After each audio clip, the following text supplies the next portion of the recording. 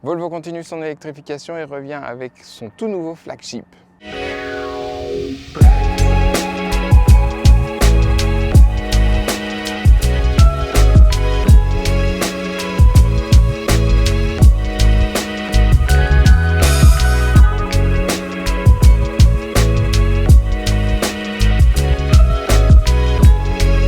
Bonjour et bienvenue sur InfluMotion, moi c'est Florent et on est aujourd'hui ici à l'île de Léron avec Volvo pour découvrir le tout nouveau EX90, le penchant 100% électrique du XC90. Alors on l'avait découvert en statique il y a quelques mois, on refait un petit tour rapide de l'extérieur. Grand SUV 7 places, le EX90 mesure 5 mètres de long pour 2,10 m de large et 1,75 m de haut. Il est très légèrement plus grand que le XC90. À l'avant, on retrouve la signature lumineuse de Volvo en T, mais petite subtilité du EX90, il est capable de nous faire un petit clin d'œil.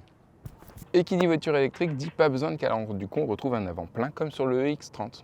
Sous le capot, on retrouve un frunk qui est plutôt grand, d'une capacité de 45 litres, ça permettra de ranger les câbles de charge et franchement c'est plutôt pas mal. Sur l'avant du véhicule, juste en haut du pare-brise, on retrouve ici le lidar, il sera très important pour tout ce qui est aide à la conduite, caméra 360, régulateur de vitesse, adaptatif, etc., etc. De profil, clairement, on retrouve l'air de famille avec le XC90. En termes de design, on est quand même très proche. Ça le modernise, mais ça reste très proche. On a les poignées affleurantes. Et un détail que j'aime beaucoup, c'est ce dessin de rétro avec cette analyse qui ressort avec les caméras et surtout les miroirs sans bord. Et pour parfaire son look, on a ici dans cette finition les grandes jantes de 21 pouces. Mais il en existe même des plus grandes de 22 pouces. Mais c'est à l'arrière que je trouve que le EX90 est le plus élégant avec ce bandeau comme ça traversant qui vient en crochet, qui ne retraverse pas. Je trouve ça vraiment très élégant. C'est peut-être un peu dommage que cette partie-là soit pas éclairée, mais bon, évidemment, ce ne serait pas une Volvo si on n'avait pas la partie qui remonte. Franchement, de derrière, c'est vraiment très joli avec le Volvo écrit bien en haut, bien au milieu. Moi, je suis totalement fan du design. Bon, c'est clair, le Volvo est vraiment une voiture très très belle, mais ce qu'on a tous envie de faire, c'est d'aller faire un tour sur la route. Alors forcément, déjà au volant du EX90, on a une position de conduite vraiment très élevée. On est très haut sur la route, c'est vraiment super agréable. Les montants de pare-brise sont pas trop gros, donc ça fait pas un énorme angle mort. Bon, par contre, sur les routes un peu défoncées, alors, on sent bien la route quand même, mais ça reste quand même très confortable et hyper bien absorbé. On va voir tout à l'heure sur des routes vraiment plus défoncées, ça ne sera pas la même. On va voir ce que ça donne. Mais là, franchement, c'est assez confort. Ce qui est hyper marqué quand même, c'est l'insonorisation. Là, clairement, c'est d'un très très bon niveau. Là, je parle et j'ai l'impression que ça résonne dans l'habitacle, tellement il n'y a pas de bruit en fait. Donc c'est vraiment très très bon. Ici, on a la version Twin, donc avec les deux moteurs. Et surtout, on a la version Performance. Donc du coup, on a le petit raccourci juste ici en bas de l'écran. Il suffit d'appuyer comme ça. Et on passe en mode Performance. On n'a pas de mode éco, mode sport, machin. C'est vraiment normal ou activer le mode Performance ici qui permet d'avoir vraiment les 4 roues motrices et la pleine puissance. On a plusieurs modes de conduite avec le One Pedal, on peut l'activer ou le désactiver. Alors quand on l'active en One Pedal pur, il est hyper marqué, je le trouve même peut-être un peu trop marqué. Il est assez violent, donc il faut s'habituer, vraiment il faut prendre un coup. Mais sinon on peut passer en One Pedal Auto, et donc là il va analyser l'environnement autour de nous, il va analyser la voiture de devant, comment elle se comporte, etc. Et du coup, la régénération à la pédale va pas être la même selon les situations et je dois dire que c'est un peu perturbant à vrai dire. Faut s'habituer, il faut vraiment prendre en main le véhicule. Là de prime abord c'est assez perturbant, mais je pense qu'une fois qu'on a pris le coup et qu'on a compris, analysé comment la voiture réagit, je pense que c'est plutôt pas mal. Alors là ça se dégage un peu, on va pouvoir... Ah oui, ça envoie quand même pas mal. Ah ouais, putain, le mode performance. Bon, alors par contre, dans les virages, on serre un peu les fesses. Alors bah, forcément, c'est un SUV, on a une position très haute, c'est un gros gabarit. Du coup, bon, serre un peu les fesses et on sent quand même un virage un peu marqué quand même. Mais en vrai, ça tient très très bien la route.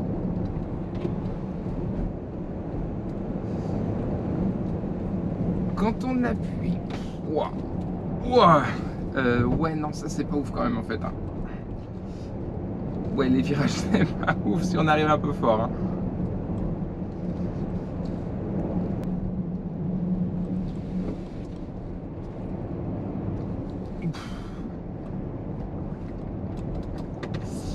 Ouais, alors il est capable de rouler un peu fort, mais clairement il est pas vraiment fait pour ça. Hein. Plus de 500 chevaux pour déplacer la bête, c'est cool. Ça permet de très bonnes reprises, ça permet un comportement un peu sportif, mais c'est pas l'utilisation qu'il va falloir en faire. Hein. C'est très cool de rouler en mode performance parce que du coup dès qu'on appuie ça répond, mais on va se calmer. Hein. Dans les petites rues des petits villages ou en ville comme ça, je trouve que malgré son gabarit quand même un peu imposant, bah, il est assez facile à prendre en main et je trouve qu'on prend très vite je trouve qu'on prend très vite le sens de son gabarit et on le manipule vraiment facilement. En plus, comme la direction est hyper précise, on sait tout de suite où on se place. Le rayon de braquage est plutôt correct et franchement, c'est un bon allié sur la route. Et juste devant nous, on a un copain avec la couleur beige qui lui va à ravir. En noir comme j'ai moi, enfin c'est pas noir, c'est gris. En gris comme chez moi, il est plus statutaire, il sera plus passe-partout évidemment. Mais c'est un autre style, ça donne un tout autre caractère au SUV. Bon, alors là évidemment on ne pourra pas faire de test de charge, on ne pourra pas tester son autonomie. On le prendra je pense en parc presse pour pouvoir faire ça justement. Pour faire une vidéo vraiment dédiée à autonomie et test de charge parce que je pense que c'est pas inintéressant de voir ce que ça donne et là pour le coup on pourra pas le faire forcément mais c'est pas grave. Alors quand on est déjà à 100 et qu'on appuie dessus, alors ça monte vite hein. Là on va ralentir, ça monte très vite mais on a plus ce côté plaqué au siège. Alors que quand on est à plus faible allure, à 50-60 et que d'un coup on accélère, là ça envoie tout de suite. Mais quand on est déjà lancé, ça a du répondant, mais on sent que c'est quand même plus limité. Alors qu'on a quand même plus de 500 chevaux. Pour activer le régulateur, il suffit d'appuyer une fois vers le bas. Et là, la voiture se débrouille toute seule. Elle va prendre le viaduc sans souci.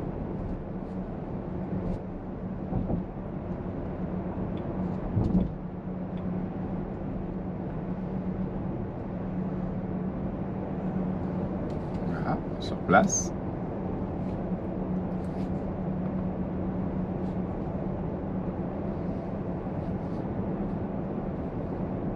Franchement, ça gère très très bien.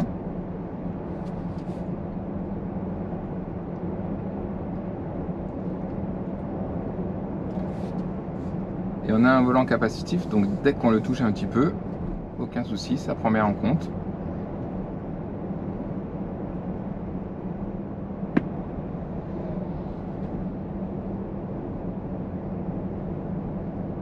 Il s'adapte bien avec la voiture de devant. Nickel. Voilà, on a passé le viaduc sans souci, elle l'a passé toute seule.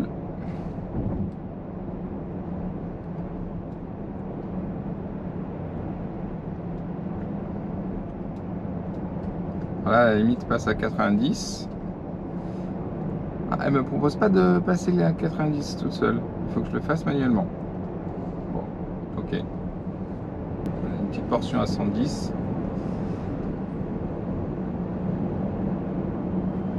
Là, on va doubler l'escargot. Hop, petit changement de voie.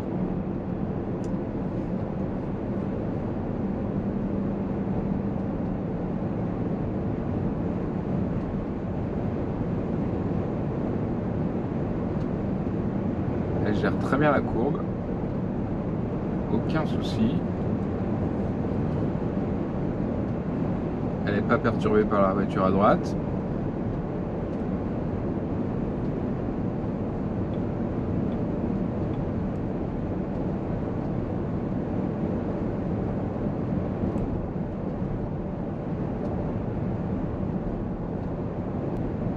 Efficace. C'est nickel.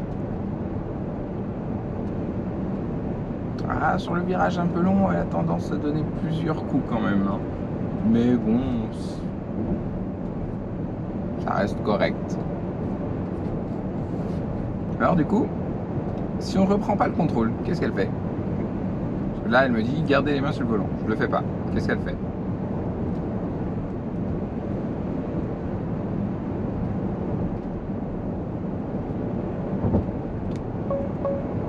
Elle sonne.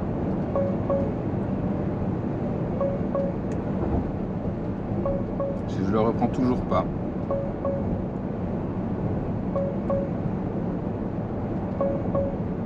Ça le montre. Ah, elle donne un petit coup et elle met les warnings. C'est très long quand même en niveau temps de réaction hein, avant qu'il se passe quelque chose.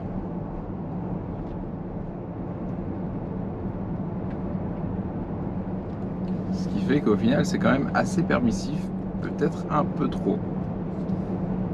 Vous voyez, même à 110, 120, 130 et même au-delà, les bruits d'air, les bruits de roulement, c'est hyper contenu.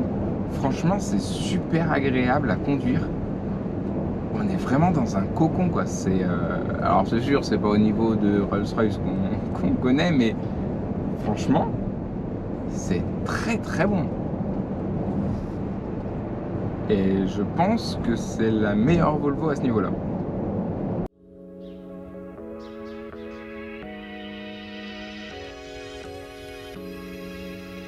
Bah, à l'intérieur, aucun doute, on est bien chez Volvo. Clairement, c'est simple, c'est sobre, c'est élégant. Je dois dire que je préfère largement cet intérieur à celui du EX30. Au niveau de la console centrale, on a le système Google qu'on connaît classiquement chez Volvo. On a le bouton pour ouvrir la boîte à gants qui est pas très très grande hein, quand même. On a le mur d'application avec ABRP, Waze. Franchement, c'est plutôt pas mal. On a YouTube, quelques petites applications comme ça en raccourci. Pour désactiver les aides à la conduite, le bouton performance, mais qui est aussi directement là quand on roule. Franchement, l'interface est plutôt bien faite. Alors, s'il y a un truc qui est agaçant, c'est que pour régler les rétros et le volant, il faut passer dans l'écran et après, ça se passe ici. Bon, ça, c'était peut-être pas nécessaire. Avantage du EX90 par rapport au EX30, c'est la présence du petit écran avec des affichages et surtout un affichage tête haute. C'est vraiment ce qui manque au EX30. Hein. Ça, c'est quand même le minimum. On a le sélecteur de vitesse ici, les clignotants, les feux, tout est là. Écran qui est d'ailleurs personnalisable. On a 3 modes d'affichage différents. Alors, on retrouve, comme chez Volkswagen, le fait d'appuyer ici pour pouvoir ouvrir les fenêtres avant ou arrière. J'aime beaucoup le design de la sellerie, que je trouve vraiment très joli. En plus, c'est vraiment bien enveloppant. Pas trop, mais juste ce qu'il faut.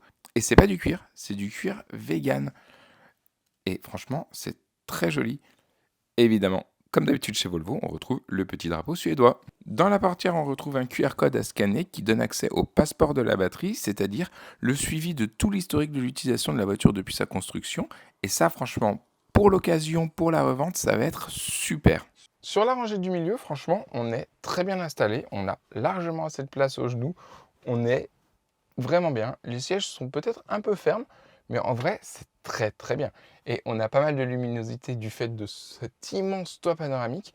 Et même quand on est en troisième rangée, on va voir ça, que du coup, ça apporte quand même de la luminosité et ça évite d'être trop étouffé. Mais franchement, je suis royal. On a ici 2 petits boutons aussi pour déplier ou replier les sièges. Alors l'avantage de la voiture électrique, c'est d'avoir un plancher plat. On va voir ce que ça donne au milieu.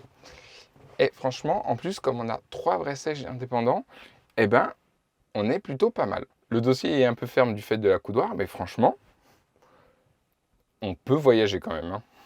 Pour accéder à la troisième rangée, c'est très simple. Il suffit de lever le siège et on y accède très facilement.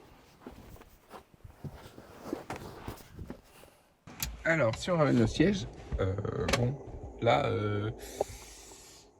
ça passe pas. Ça va être à réserver aux enfants, hein, quand même. Mais, en vrai, pour une personne d'environ 1m60 maximum, je pense que c'est pas si mal.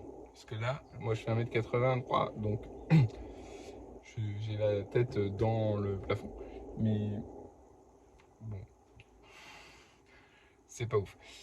Et alors, dans cette configuration, en général, il nous reste à peine 100 litres de coffre. On va aller voir ce que ça donne. Eh bien, il nous reste 324 litres, ce qui est quand même pas mal du tout, hein. C'est assez impressionnant. Et pour replier les sièges, il suffit d'appuyer sur le bouton.